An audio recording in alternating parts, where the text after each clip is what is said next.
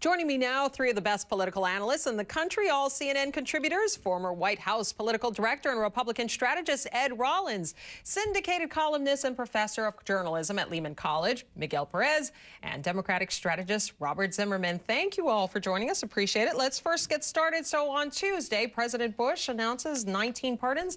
And then he turns around and says, oops, there was a problem with one of them. Obviously, there was a man named Isaac Toucey. It was discovered that his father had donated a considerable amount of sums, $30,000 or so, to Republicans. Isaac Toucey was convicted of fraud, mail fraud, fraud related to housing. What do you make of that, Robert? What are your thoughts on this? Let's understand going into this, presidential pardons are not granted saints. They're granted to sinners, and that's why they're being pardoned. In this particular matter, I can't speak to the merits of that. That should be reviewed by the Department of Justice, and there are proper legal channels to review it. But we have here, according to news reports that have been confirmed, this pardon, like many others, did not go through the proper Department of Justice channels. They went directly to the White House. What's interesting is the public relations aspect of this, where the White House now is withdrawing the pardon, or trying to. They're not sure legally they can, but because of campaign contributions that were made by this individual's father. Yet the White House acknowledged they never bothered asking about contributions. Dana Perino, she had a statement, and we have a full screen, a graphic of this that we want to share with our viewers, and I'll read it for you. Quote, given that no one advising the president knew of the donation by Toucey's father, and because of the possibility of an appearance of impropriety, the counsel to the president withdrew his recommendation. Clearly, though, it seems that they botched this thing. Miguel, do you think that they didn't do enough vetting, that they should have checked? I mean, it's fairly easy to see and to check who gave campaign contributions. They should have checked, but at the same time, if they check too much, then people, the other side of the coin is that some people might accuse the White House of actually granting the pardon because he had a father who was a donor. So the solution is no one who gives a major donation of this kind should get a pardon of any kind. That way, it sends out a very clear message that these pardons cannot be bought. Okay, so Ed, Scooter Libby, should he get a pardon? I don't think he needs a pardon. I think his sentence was commuted, and I think that's in essence all that needs to be said. He's not applied for a pardon, not asked for one, so I would be very surprised if the president gave him one. Let me just say this. Fred Fielding, who's the White House counsel, is a very dear friend of mine, the White House counsel on President Reagan and President Nixon, has great political antenna and somehow just missed it. And I think the part of the process is what Robert said. It's really all should come to the Justice Department. They should not check contributions, because then you start basically making politics a part of it as opposed to the merits of but the system is broken down. Okay. I want to turn, Robert, to one of your favorite topics, Caroline Kennedy. She sat down with a CNN affiliate, New York One, a short while ago, and she gave an interview with them. We have a clip that we want to play for you. And I think that I have relationships in Washington that I would like to put to work to benefit the people of New York. You know, I helped run the vice presidential search process for Barack Obama. I have a good working relationship with him. You know, and I know what, you know, people in Washington, and I want to be able to be part of the team that uses all my relationships. Okay, Robert, clearly she's saying my connections, my ties to President-elect Obama will be good for the state of New York. Your thoughts? I think the problem Caroline Kennedy has is that she's listening to her political consultants, and she's listening to her political pundits who tell her she's the front runner. She's not listening to Governor David Paterson, who's made it very clear that there's a wide spectrum of very qualified and able individuals. She just came back from a trip from Afghanistan and Iraq with Congressman Steve Israel. There's Andrew Cuomo, there's Congresswoman Carolyn Maloney or Kirsten Gillibrand. The point simply here is that Caroline Kennedy has got to demonstrate the leadership and commitment she has to this state. And in fact, instead of taking questions only that are submitted by writing from reporters and choosing to answer some and ignoring others, not engaging in full disclosure, I mean, Queen Elizabeth is more accessible to her subjects than Caroline Kennedy has been in terms of talking about the issues. Okay, Miguel, what do you make of this? I mean, she's starting to do some interviews. There's been a lot of criticism because she has been shielded in a way. I mean, I heard somebody say that they were Sarah Palinizing her. Frankly, I wish this would be all over and that Governor Paterson would make up his mind as quickly as possible. And I think that the solution to all this, if the governor really wants to, you know, look good before the voters, because I think that's what's in play here, who he aligns himself off with. You know, tell the voters, listen, I'm going to name a placeholder, somebody who's going to hold this position until we can have an election in New York and let you decide whether Caroline Kennedy is qualified or not. Yeah, Governor Patterson says, hey, look, I'm not going to be rushed in this. I'm going to take my sweet time. He shouldn't be rushed, and equally as important, what her lobbying campaign has done is put her on the list. She probably wasn't going to be on this list, or at least not the top of the list to begin with. But the argument that I know the president or I have people in Washington, there's 100 senators. Every senator is important. The man who was ranked 99th 4 years ago is now the president-elect of the United States. I mean, you go there and you argue for the state and the merits of New York, and obviously she's not going to be any more important than anybody else who goes and argues in that position. That's a very important point, Ed. You know, the issue that Mike Bloomberg is making is that the governor should rush to judgment because of all the political turmoil it's creating. Mike Bloomberg and his lieutenants are responsible for creating the political turmoil. That's the very definition of chutzpah. I think the governor has every right to take his time and be deliberative about this and let everyone who wants to come out, everyone who's interested in pursuing this, make their case. I think that's the best way to serve this state. I think the idea that Mike Bloomberg knows best because he can see upstate New York from his townhouse doesn't really cut it with New Yorkers. Okay, we're going to have to take a break here, and we will have more with our panel. But first, a reminder to vote in tonight's poll. Is the lack of security at our nation's borders and ports an open invitation to terrorists? Yes or no? Cast your vote at LouDobbs.com, and we'll bring you the results in just a few minutes. Coming up, President-elect Obama has been busy assembling his team, but now he has to choose another member of his family. We'll have the latest developments on the search for the first dog next. Stay with us. It received a 2009 Best Resale Value Award from Kelley Blue Books, KBB.com, and it was awarded a top safety pick by the Insurance Institute for Highway Safety. The Cadillac CTS, made by GM. Surprised? Here's something else amazing. At the first ever Cadillac Red Tag event, the price on the tag is the price you pay. Like a 2009 CTS for under $36,500. That's a total value of over $4,400. Visit your local Cadillac dealer.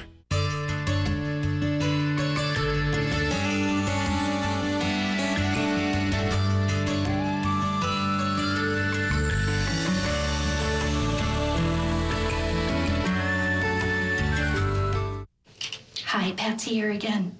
Did you know that kids take drugs right out of your medicine cabinet? Which is why I've taken all the labels off our prescriptions. Don't be a patsy. Learn a better way at drugfree.org. CNN Saturday and Sunday night.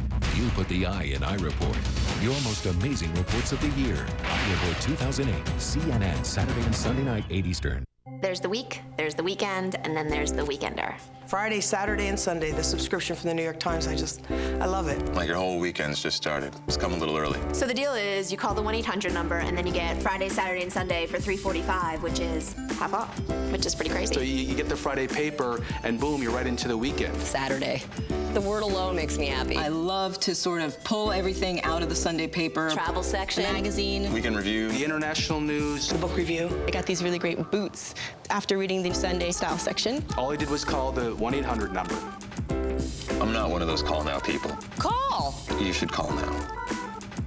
I love to have the New York Times delivered. What else can you buy in New York for $3.45? Call now because it's a great deal. It's like having a table of contents for everything in the world. I mean, how much would you give for that? The Weekender subscription from the New York Times. Get it now for as low as $3.45 a week. Call 1-800-228-6455. Who doesn't like to start the weekend a day early?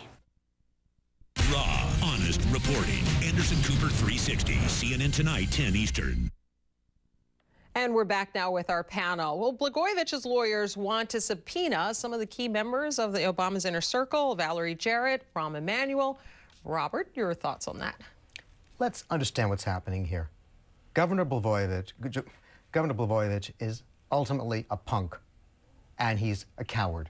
What he is attempting to do is try to paralyze his state government, ultimately deny a U.S. seat in the Senate to his constituents of Illinois, and create all this type of drama around subpoenas for the purpose of a plea bargain. All this is about is trying to galvanize media attention and paralyze his government to force a plea bargain. It's not going to work. nobody's threatened or intimidated by his threats of subpoenas. Yeah, you're having some harsh words for people. First Bloomberg, now Blagojevich. Just trying to, as long as I see him. He's going to get in the ear. It's not just about paralyzing the state government, though. There's an effort of paralyzing the Obama administration here, and that's what's the threat. I mean, I don't know if they're doing it purposely, but yeah, they're doing it purposely. They're not going to be paralyzed, Miguel. But these are just political tactics. But they want to bog down this new administration with concern about investigations and so forth. I hope it doesn't happen. As long as the media doesn't get carried away with it. To the best of all of our knowledge, nothing improper happened by the transition team. It was perfectly legitimate, at least everything that I've read, that the new chief of staff or anybody else. The idea that you would take people who are now going to be in Washington in very high-level positions and subpoena them to come back and testify before an impeachment trial is absurd. You can basically give whatever testimony you want under subpoena in Washington, D.C., but you cannot disrupt this new administration by being dragged through this crap that's going on there. But here's the point, is that they want to start on an upbeat. They have a holistic agenda. They've got things that they want to tackle and need to tackle, things like the economy. And Miguel, to your point, they've got this thing in the background buzzing around that they can't seem to shake off. The last thing they need right now, this new administration, is to worry about subpoenas and so forth. I mean, this country really needs to move forward now. And, you know, let's say that there was some minor involvement by an Obama administration. What's going to happen? Nothing is going to happen, and this country is going to be the worse for it. Well, the key thing here is it's in Fitzgerald's hand. Fitzgerald needs to indict him and get this thing moving in the legal process. If the legislature wants to basically impeach him for his past punkedness or lousy governorship or whatever, they can do that. But I think the criminal thing has to move forward quickly. All right. Now, speaking of turning the page, we have new numbers out. A CNN opinion research poll shows that most Americans cannot wait for President Bush to leave office. Those are the figures there. 75%, that's 3 out of 4 people, say they're glad to see Mr. Bush is leaving. Only 23% say that they're going to miss him. Robert? He's taken the fun out of saying, "I told you so." I mean, this White House and his administration it's really united the country. And in fact, one of the legacies of the Bush years is, in fact, that we have a Barack Obama, Joe Biden administration, and that we have in both parties just hundreds of thousands of new activists and volunteers, because hopefully we'll remember the lessons of the type of criminal negligence, incompetence, and ultimately scandalous behavior of this White House. Yeah, I want to put that graphic up because there's another set of numbers that I want to point out. 51%, if you take a look, 51% said that they were glad Clinton was leaving. So that 51% in 2001 for Clinton compared to 75% for Bush now. Miguel, what do you make of those numbers? I almost feel bad, sorry for the president. We want our president to do well, and obviously this is an administration that has failed in so many ways, and you want them to go out with some kind of humble attitude, and I think the president is somewhat adopting that attitude on his way out. Unfortunately, he has a vice president who's boasting about the fact that he had all this tremendous power in a failed administration. Unapologetic about all the failures, and that is Bush's problem. Neither will be missed, and it is a failed presidency, and it's even more failed vice presidency. I think we've had past presidencies, Nixon, obviously, Carter. Ford was voted out of office. We had a period there where we have nothing but failed presidencies. You need to have this new president basically restore the confidence in the country. That's what Ronald Reagan did. That's what this president needs to do. Make Americans feel that government and the presidency can work for them. And it's a big task with all the challenges ahead, but we got to pray for that to be able to happen. Yeah, I think the big thing to take away is that people are ready for change. I mean, that was what Obama campaigned on, and that is what these numbers are reflecting. They're ready for change come January 20th. You have a bipartisan sense of consensus, a bipartisan sense of enthusiasm for a new administration, and hopefully that will lead to a stronger sense of working together and a public demanding that their government work in a bipartisan fashion. Robert, you're going to have the last word because we've got to stop there. We're out of time. Thank you, gentlemen, very much for your time. It's always a pleasure. Thank you. Well, President-elect Obama has assembled most of his new administration, but one key position remains open in his family. Luis Giavone has the latest developments on Obama's search for the first dog. Sometimes when you're on agenda overload, as the Obama-Biden team might be, it's good to try to do the most simple things first. For both the vice president and the president, the move with the fewest policy implications. Sasha and Malia, I love you both more than you can imagine. And you have earned the new puppy that's coming with us to the White House. Jill said, I make you a deal. You He said, you take the vice presidency, you get elected, you get a dog. Joe Biden got straight to work with a German Shepherd puppy-elect, not only in hand, but also now named Champ for sentimental reasons. My dad's was this. He'd say, Champ, when you get knocked down, just get up. Just get up. For the Obama family, it's apparently going to take a while. A good idea, given the sometimes high-profile roles played by executive mansion canines like Fala, FDR's loyal companion, LBJ's pet beagle, Him, Richard Nixon's legendary dog, Checkers. The kids, like all kids, love the dog.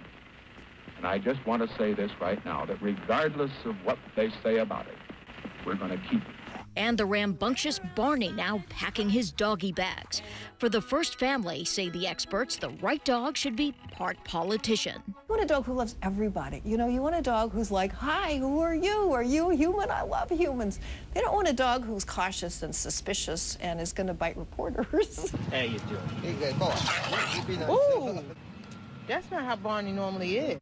About the idea of a rescue dog in the White House, maybe not, says this animal behavior icon. Rehabilitating a dog, it takes a lot of effort. The president already have a big job, which is rehabilitating the country. So I'd rather have a balanced dog in my house than an unstable dog trying to rehabilitate a country.